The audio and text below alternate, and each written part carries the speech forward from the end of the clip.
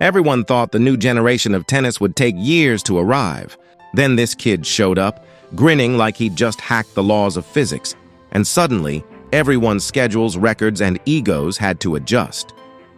Carlos Alcaraz didn't just enter the tennis world. He crashed it like a lightning bolt wrapped in confidence. The kind of player who makes even the camera crew forget to blink. They called him the next Nadal. But let's be honest, there's no next Nadal. There's just Alcaraz. And once he started swinging that racket, people realized this wasn't a sequel. This was a reboot, because Carlos wasn't born into comfort.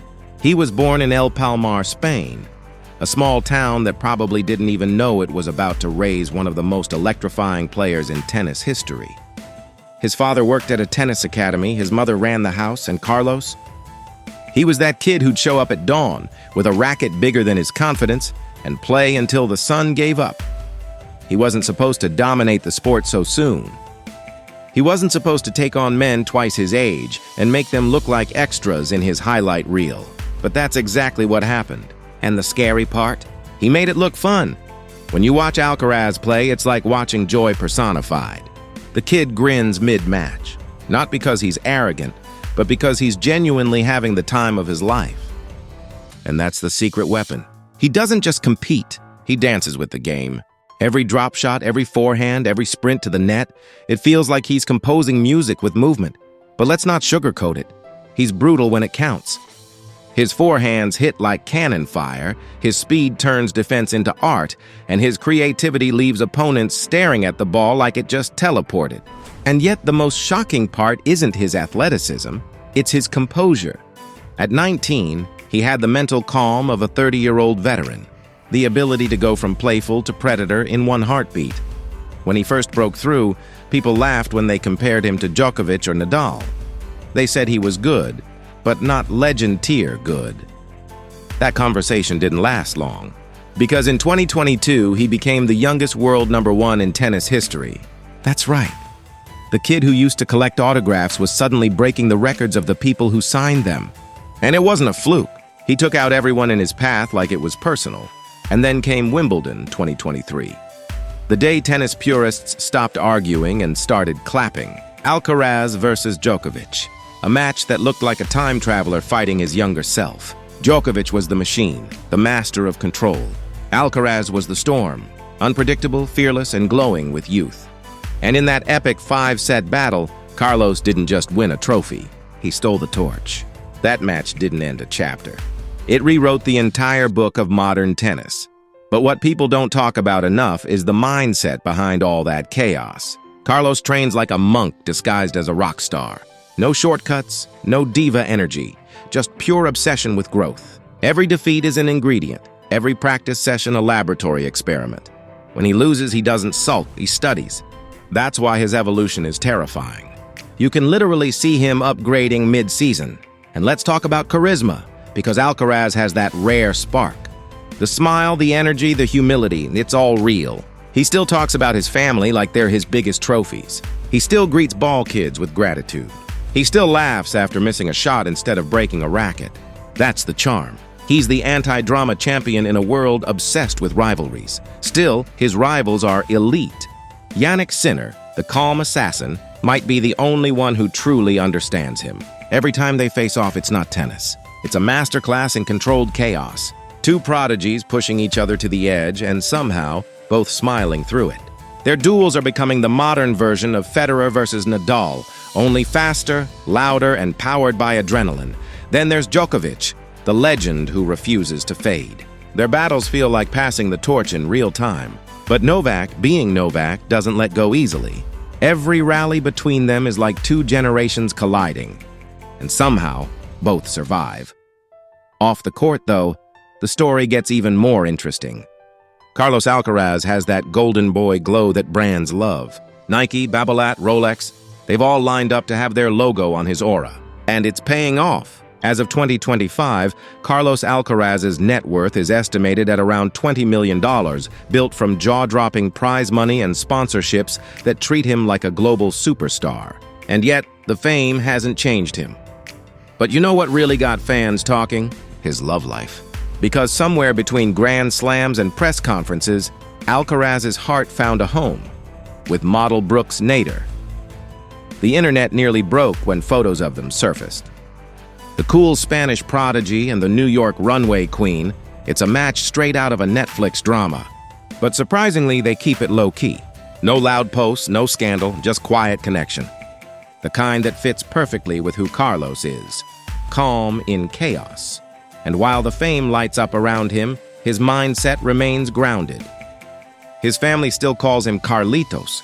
His coach, Juan Carlos Ferrero, a former world #1 himself, keeps him humble. Ferrero once said, "Carlos has everything, power, touch, and discipline. But what makes him special is his happiness." And he's right. You can't fake that. You can't train joy. It's something you're born with, and Alcaraz carries it like it's his superpower. Of course, success hasn't come without pain. The injuries, the pressure, the comparisons, they all weigh heavy. After all, being called the future of tennis means you're expected to win every match every time, and that's impossible. But somehow Alcaraz handles failure like a veteran. When he loses, he doesn't vanish. He rebounds with even more fire. It's like watching a glitchless video game character who respawns stronger every level. And the crazy part? He's still just getting started. He's only in his early 20s, and yet he's already got multiple Grand Slams, countless broken records, and a highlight reel that would make any legend proud.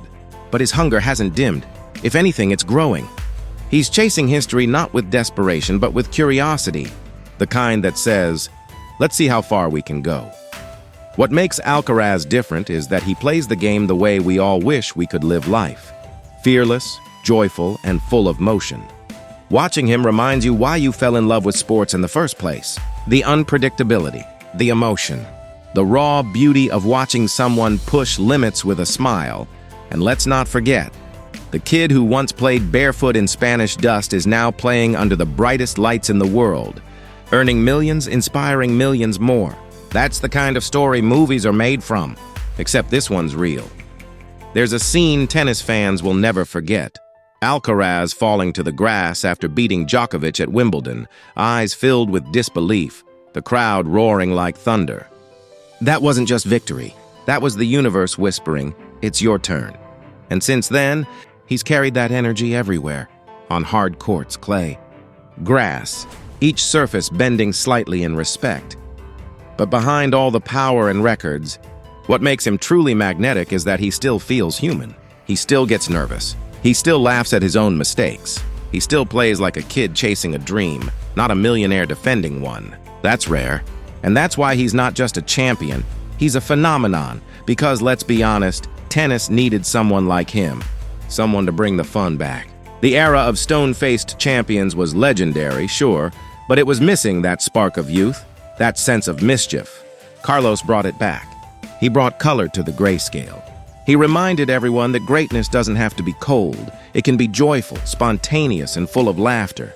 And every time he hits one of those impossible drop shots, the kind that defies geometry itself, you can almost hear him smiling inside. That's Alcaraz in a nutshell, chaos wrapped in charm. So what's next? Probably more records, more rivalries, and definitely more highlight reels that make even non-tennis fans say, wait, who is this guy? But deep down, Carlos doesn't chase the spotlight. It follows him. He's too busy chasing legacy, and maybe that's why everyone loves him. He doesn't act like a star, but somehow he shines the brightest. In an era where everyone's trying to be loud, Alcaraz lets his game do the talking. No drama, no headlines, just results. And when you mix that with charisma and humility, you get magic. The kid from El Palmar has already achieved what most dream of, but he's not slowing down. Because for him, tennis isn't a job. It's joy in motion. It's art. And when he plays, you don't just watch. You feel something. Inspiration, energy, hope. The kind of hope that makes you believe that maybe, just maybe, the next generation isn't just ready, it's already here. So next time you see Carlos Alcaraz step on court, remember, you're not just watching a player, you're watching the future of tennis unfold in real time. A future built not on noise or controversy, but on talent, humility, and that unstoppable smile. Because in a world full of imitators, Carlos Alcaraz remains something rare, original. Support the prodigy with a like and maybe a smile. He'd probably return both. And maybe a smile. He'd probably return both.